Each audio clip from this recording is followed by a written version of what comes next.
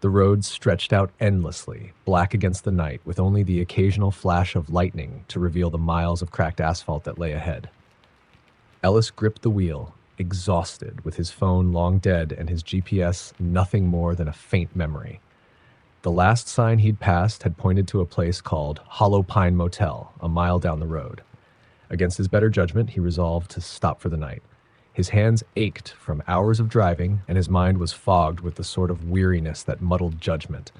When the motel's neon sign finally loomed out of the darkness, it was as run down as he expected. The O flickered, leaving the sign to read, HLW Pine Motel. In front of the office door, a single moth circled the weak light, while beyond it, darkness swallowed the surrounding forest. Ellis parked, taking in the decrepit building. A low, musty fog hovered around the building's edge, thus giving the air a stale, metallic taste as he got out. Inside, a bell jingled as he entered the lobby. The dim light revealed walls stained with years of neglect, and the scent of mildew lingered. Behind the counter, a small, gaunt man in a wrinkled button-up shirt and thick glasses sat with an expression of forced cheer. He didn't stand as Ellis approached, only offered a slow, unsettling grin. "Room for one?" the man asked, his voice thin, like the whisper of dead leaves. Ellis nodded, handed over cash, and watched the man fumble with an ancient key. "Room 6, he read on the tag. A small flash of worry cut through his exhaustion, but he ignored it, took the key, and headed outside. The wind had picked up, rattling the hollow, rotting branches of nearby trees. Room 6 was tucked around the back, a distance from the other rooms, where it seemed even the wind didn't dare disturb the quiet. The door creaked as he unlocked it, the rusted hinges shrieking. Inside, the room smelled stale, the scent of cigarettes and damp wood pressing against his nostrils. There wasn't much to the room. A bed, slightly slanted, sat against one wall, and an ancient TV rested on a dresser opposite it.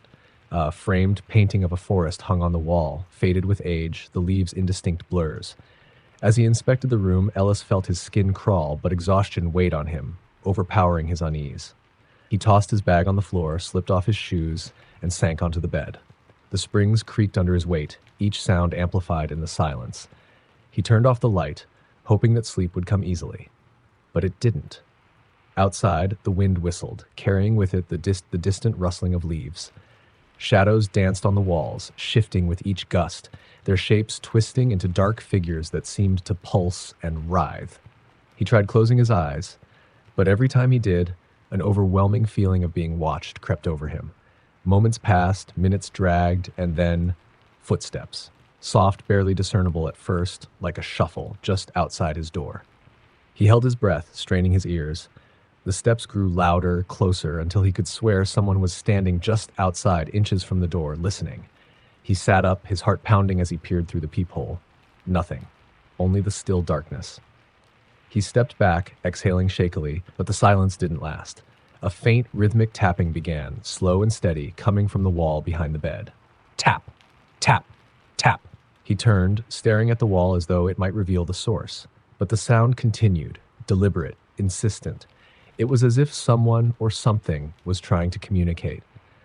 Pushing down a surge of panic, Ellis moved to the wall, pressing his ear against it. The tapping paused, and then a faint, almost inaudible scratching sound started. It grew louder, more frantic, like nails scraping against wood. Just as he pulled away, a single muffled word drifted through the wall. "Help!" He stumbled back, the room suddenly freezing as goosebumps prickled along his arms. Before he could gather his thoughts, the tapping resumed, louder and more erratic. He grabbed his phone instinctively, forgetting it was dead. With no other option, he backed toward the door, planning to leave when the doorknob began to turn, slowly, deliberately. Holding his breath, he watched as the door creaked open, revealing nothing but darkness outside. Yet, the room seemed to shift. Shadows deepened, stretching across the walls, reaching out toward him. And then, from the darkness of the hallway, a figure emerged. It was the motel clerk, but his face was wrong, distorted. His eyes were too wide, his smile too stretched, frozen in an unnatural grin.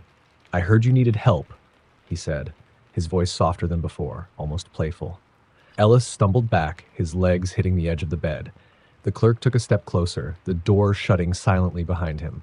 In the dim light, Ellis could see the man's skin, pale and slightly translucent, almost like wax. The man's eyes, black and hollow, seemed to bore into him. "You shouldn't have come here," the clerk continued, his voice twisting into something colder, more hollow. "Not many do, but once they do, well." Ellis darted around him, sprinting for the door, but the room had changed. The walls seemed closer, warped, twisting like some dark, living thing. Every step he took echoed, though it felt as if he was sinking deeper into the floor. The doorknob was gone, replaced with nothing but cold, solid wood. Turning back, he found himself alone. The bed, the dresser, everything looked just as it had when he'd first entered. The painting on the wall, however, was different. The forest scene now held something that hadn't been there before. Two figures, barely visible, their faces twisted in fear, peering out from behind the trees. He took a shaky step closer to the painting, his eyes drawn to the figures. One looked eerily familiar, with the same disheveled clothes he was wearing, the same exhaustion on his face. The other figure looked like the clerk, though now he wore an expression of sinister glee. Realization dawned on him, cold and bitter.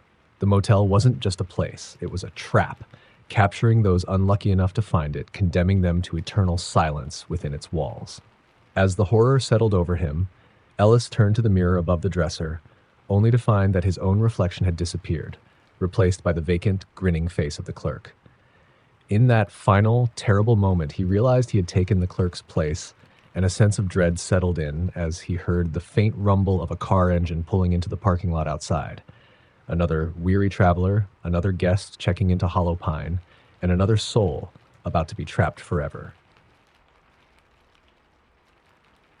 There's an old, forgotten motel off Route 23, hidden in a patch of woods thick with silence and tangled branches that seem to close in on themselves. Only a few locals remember its name, the Wildwood Inn, and fewer still know the real story of what happened there. It was an unusually cold evening when Tim and Emily arrived, a young couple road-tripping across states to visit family. Tim had wanted to keep driving, but Emily convinced him they'd be safer stopping for the night, especially as the rain had started to pour down in torrents. They pulled up to the motel, its neon sign barely flickering through the rain. The Wildwood Inn didn't look welcoming. The walls were covered in faded green paint peeling from years of neglect, and the few lights around the perimeter cast weak, sickly pools of yellow. Emily felt a chill the moment she stepped out of the car, and even Tim, who had brushed off her concerns before, seemed tense as they approached the front desk. The man behind the counter was a tall, gaunt figure with sunken eyes and skin that seemed stretched too tight across his face. His voice was barely more than a whisper, but his smile held a strange charm, unsettling but magnetic. "Room 9, he said, sliding them an old-fashioned key on a chain. "And remember, keep the windows closed tonight. It's not safe otherwise." Tim tried to ask why, but the clerk merely held up a bony hand, his smile widening. "The wind here, it brings strange things. Trust me on that." They climbed the stairs to the second floor, finding room 9 at the end of a dimly lit hall. The door creaked as Tim unlocked it, and they entered cautiously. The room was as run down as the rest of the motel, with faded wallpaper, a damp carpet, and a draft that seemed to slither under the door and creep up Emily's spine. Yet, despite the coldness, they were both too tired to care much. Tim dropped his bag and collapsed onto the bed while Emily inspected the room. She tried turning on the television, but it only hummed with static. She shrugged, giving up and deciding to look out the window instead. What she saw froze her in place. The window looked out over a small patch of woods that seemed blacker than the sky. The trees were twisted, as if trying to contort into shapes they were never meant to hold, and shadows lingered beneath their branches. But what caught her eye was the figure standing just beyond the tree line. Tall, thin, and barely visible, it wore a dark cloak that seemed to absorb all the light around it. The figure's face was covered by a wide-brimmed hat, its features hidden in shadow. Emily blinked, hoping it was just her imagination. But when she opened her eyes again, the figure was gone. She shut the curtains quickly, her heart hammering. When she turned, Tim was already asleep, so she crawled into bed beside him, hoping exhaustion would carry her into sleep. But as soon as she closed her eyes, the sound started. A faint scratching, like nails on glass, was coming from the window. She tried to ignore it, telling herself it was just the branches, just the wind. But the scratching grew louder, more insistent, like fingers scraping, yes, clawing to get inside. Emily curled up beside Tim, burying her head in the pillow, but then she heard a whisper. Emily. Her blood ran cold as she glanced at Tim, but he was still fast asleep. The whisper came again, louder this time, like a sigh that slipped under the door and curled around her. Emily. She sat up, her pulse racing, and looked at the window. The curtains were slightly parted, and from where she sat, she could see a sliver of the outside, a sliver of that same dark figure, closer this time, face still obscured. Panicking, she threw the covers off and shook Tim awake. He grumbled, half awake, but as soon as she pointed to the window, he froze. The scratching had stopped, but the shadow beyond the window loomed, unmoving, watching. Without a word, Tim crept to the window, yanking the curtains shut completely, and turned back to her. "It's nothing," he muttered, trying to keep his voice steady. "It's just a trick of the light." But she could see the fear in his eyes. They tried to go back to sleep, though neither of them could relax. The room felt stifling now, as if the walls were closing in. Every few minutes, Emily would glance at the window, half expecting the curtains to flutter open or the shadow to press its face against the glass. Eventually, exhaustion claimed them both, pulling them into a restless sleep. When Emily awoke, the room was silent, but something felt wrong. Tim wasn't beside her. The bed was empty, the sheets cold and rumpled. She sat up, calling his name, but only silence answered. Heart pounding, she checked the bathroom, the closet, the hall outside their door. He was nowhere to be found. Panicked, she hurried to the front desk, only to find the same clerk there, watching her with those dark, sunken eyes. "My boyfriend's missing," she blurted out, her voice shaking. "Did you see him leave?" The clerk tilted his head slightly, a strange expression crossing his face. "There's no one here but you, miss." "What are you talking about?" "He was with me last night. You gave us the key." The clerk's eyes darkened, and he leaned forward, his voice low. "Room 9 has always been for one guest. Just one. Always." The words sank in, cold and sharp. She backed away, feeling dizzy, her mind whirling. Was he lying? She remembered Tim, didn't she? Every memory felt foggy now. It's just tried, slipping through her grasp like sand. Unable to think, she ran back to room 9, shutting the door and locking it behind her. Her breath came in short gasps as she pressed her back against the door, trying to remember, to hold on to any piece of the truth. But every memory of Tim felt like a fading dream, dissolving with every second. The room felt colder now, darker, as if the shadows were growing, spreading. She looked around, her eyes falling on the mirror above the dresser. For a moment, she swore she saw two figures in it, herself and a tall, dark figure behind her, face obscured by a wide-brimmed hat. And then she heard it, a whisper, drifting through the room, low and chilling. "Emily." It was Tim's voice, but warped, twisted. She turned to the mirror, where his face appeared, mouth stretched in a silent scream, trapped behind the glass. And as she backed away in horror, she felt a hand on her shoulder, cold as death. The whisper came again, low and haunting. "There's always room for one more." The Whispering Pines Motel was easy to miss, hidden behind a thick stand of trees, its faded sign barely visible from the road. Located miles from any real town, it served as a last resort stop for weary travelers. And tonight, it would serve as a refuge for Claire. Claire had been driving for hours, her eyes heavy and her gas tank nearly empty. She hadn't planned to stop until she reached the city. But when the gaslight came on and the dark sky thickened with a strange fog, she saw the sign and decided to turn in. The sight of the motel filled her with an inexplicable dread, but the prospect of sleep won out over any hesitation. The lobby was small and dimly lit, and a single figure sat behind the desk. An elderly woman, her face gaunt and her skin pale, looked up with a vacant expression when Claire entered. Her voice was little more than a rasp. "Need a room?" Claire nodded, handing over some cash. The woman's eyes, dull and glassy, lingered on her for a moment too long before she handed her an old-fashioned brass key. "Room 7, she said, almost as if it pained her to speak. "Once you're inside, don't open the door to anyone." Claire forced a polite smile, hoping that the strange warning was just the rambling of a lonely mind. She took the key and walked down the cracked, moss-covered path to room 7. Inside, the room was basic but clean, with a bed that looked surprisingly inviting and a small, round mirror on the wall. Claire was too tired to unpack or even take off her shoes. She lay down, exhaustion pulling her under almost immediately. But just as she was slipping into sleep, she heard it, a faint scratching sound at the door. She froze, listening, heart pounding as the scratching grew louder, more insistent, like something clawing to get in. She told herself it was just a raccoon or stray cat, something harmless, but a low whisper followed. Claire, her heart nearly stopped. She bolted upright, eyes wide, staring at the door. She told herself she was imagining things, but the whisper came again, soft and desperate. Claire, let me in. The voice was achingly familiar. It sounded like her mother, who had passed away a year ago. Her heart ached, and she swallowed hard, willing the illusion to fade. But the whisper grew louder, more frantic. Please, Claire, let me in. Every instinct told her to stay put, to ignore it. She had to remember the woman's warning. But what if it was her mother? What if something had happened in the afterlife and her mother was reaching out for help? Driven by grief and longing, Claire's hand drifted to the door. Please, Claire. Her fingers touched the doorknob, and the moment she turned it, the voice stopped. She pulled open the door, but no one was there, just darkness and the silent fog creeping around her feet. Breathing hard, she shut the door and returned to bed, convincing herself it was all a dream. But as soon as she lay back down, the whispers returned, this time from the mirror on the wall. Claire. Her blood ran cold. She forced herself to look, and what she saw sent her heart racing.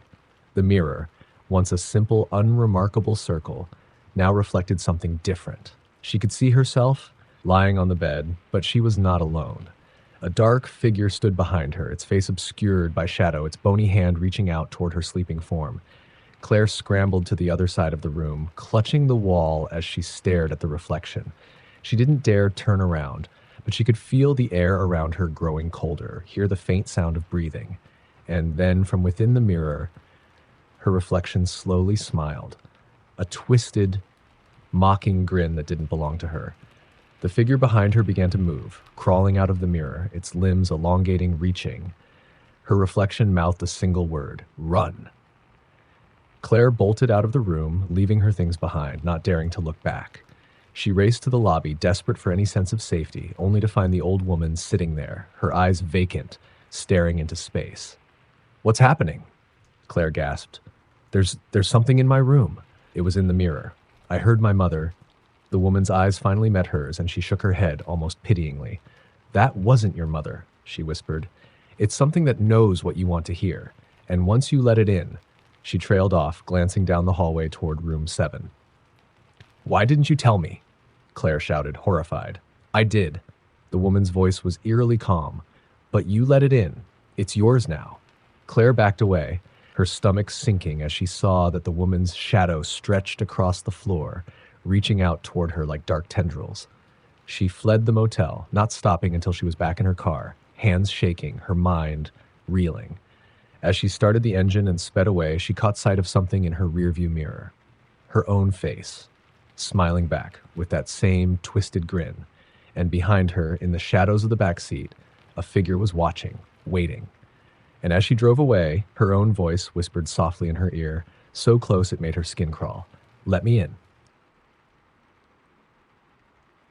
Evelyn was exhausted. She'd been driving for hours in a relentless downpour, and the road stretched dark and unyielding before her. She'd been trying to reach her sister's house before midnight, but the storm was getting worse, and her eyes felt heavy. When she spotted the dim glow of a motel sign on the side of the road, she knew she had no choice. She'd stop for the night and continue in the morning.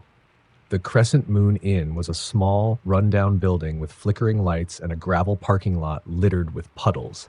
She pulled up, grabbed her bag, and hurried through the rain to the lobby, which was empty except for an old man hunched over the front desk. His eyes were half closed, his skin pale and wrinkled, and his clothes hung off him as if he were little more than a shadow. Room for the night? Evelyn asked, her voice cracking with fatigue. The man's eyes flicked up to meet hers, and he smiled, showing teeth that seemed too sharp in the dim light. Room 12, he rasped, sliding her a rusted key. Just make sure you lock the door, and if you hear anything strange, don't open it. Not for anything. Evelyn nodded, unsettled by the warning, but too tired to question it. She made her way to room 12, which was at the end of a narrow, dimly lit hallway. The room was small and bare, with a bed covered in a thin, faded quilt, and a single window overlooking the parking lot. She threw her bag on the bed, locked the door, and tried to relax. As she sat on the bed, she felt an odd chill in the room, a stillness that didn't feel quite right. She dismissed it as her nerves and exhaustion, turning off the light and slipping under the covers. The silence settled around her, heavy and oppressive. Just as she was drifting off, she heard a noise outside her door. It was faint, like footsteps, but slow and dragging, as though someone was limping down the hallway. She held her breath, hoping it was another guest finding their room, but the footsteps stopped, right outside her door. Her heart hammered in her chest. She heard a soft scratching, like nails dragging across the door. She remembered the old man's warning and stayed perfectly still, willing herself to stay quiet. The scratching stopped, and she thought it was over. But then she heard it, a faint, hoarse whisper, like someone speaking through a mouthful of gravel. Evelyn. Her blood ran cold. She hadn't told the old man her name, hadn't spoken it since she arrived. She squeezed her eyes shut, telling herself she was just imagining things. Evelyn, the voice rasped again, more insistent, like someone right on the other side of the door. She stayed silent, her heart pounding in her chest. The voice grew softer, almost pleading. Please, Evelyn, let me in. The desperation in the voice was haunting, filled with a deep, bone-chilling sadness. Against her better judgment, Evelyn found herself reaching for the doorknob, her hand trembling. But as she touched it, she remembered the old man's words. Don't open it. Not for anything. She jerked her hand back, swallowing hard, and backed away from the door. The voice continued, growing softer and more desperate. Please, I need help. Then, as suddenly as it had started, the whispering stopped. The silence that followed was so complete that Evelyn could hear her own heartbeat echoing in the room. She sat on the bed, trying to calm herself, telling herself it was just a trick of her tired mind. But then she noticed something strange. The door's shadow under the doorframe was moving. A dark shape drifted past, lingering, and then it was gone. She exhaled shakily, feeling a small measure of relief. A sudden thud against the window made her jump. She whipped around, staring at the glass, half convinced it was just the wind. But then she saw it. A face, pale and gaunt, pressed against the glass. Its eyes were hollow and dark, its skin stretched tight over sharp cheekbones, and its mouth hung open in a silent scream. The face looked almost familiar, but twisted, wrong. She clamped her hand over her mouth, trying to stifle a scream, but her breathing grew faster as the figure outside the window began tapping. Slow, steady taps that filled the silence of the room. Evelyn, it whispered, though its mouth never moved. Please let me in. Trembling, Evelyn scrambled backward, pressing herself against the headboard, but she couldn't take her eyes off the figure at the window. As she watched, its face twisted, almost like it was melting, skin stretching and warping until it was no longer recognizable as human. The tapping continued, louder now, insistent. She looked around, desperately trying to figure out what to do. Her phone was in her bag, but when she grabbed it, she saw that it was dead. The screen black and unresponsive. The tapping stopped, and the room fell silent once again. She stayed frozen in place, waiting, listening, until she heard footsteps moving away from the window, fading into the distance. She stayed awake for hours, too terrified to close her eyes, her mind racing, trying to make sense of what she'd seen. The first light of dawn crept through the window, and with it came a sense of relief. She got up, packed her things, and hurried to the lobby, eager to get away from the place.